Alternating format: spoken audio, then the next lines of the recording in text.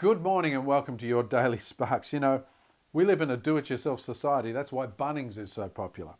Spiritual self-reliance represents the root cause of most of our separation from God. See, even when we want a God, we often settle for one that we create by ourselves, our do-it-yourself God, so that we can control Him. Or we approach God in our own way, in our own time, as the need arises.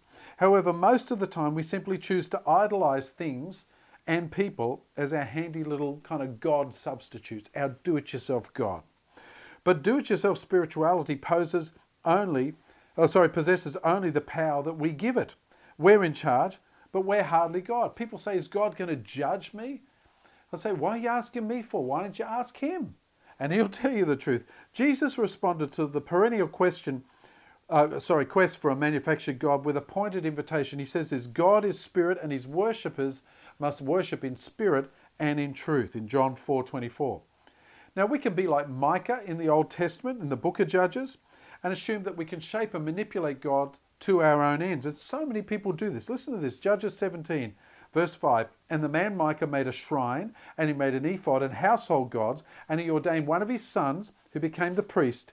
In those days there was no king in Israel. Everyone did what was right in his own eyes. And that pretty much sums up our society. We can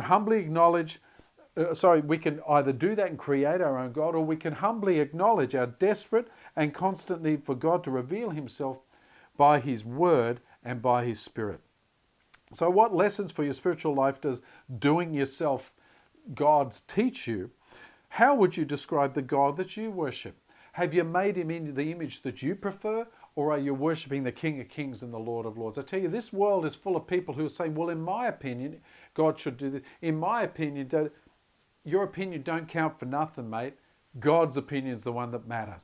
So I want to encourage you today as you live your life, seek the will of God. Seek first His kingdom and His righteousness, and don't create God in your own image. Let Him create you in His image, and you'll be on a winner. God bless you. We'll see you tomorrow in Sparks.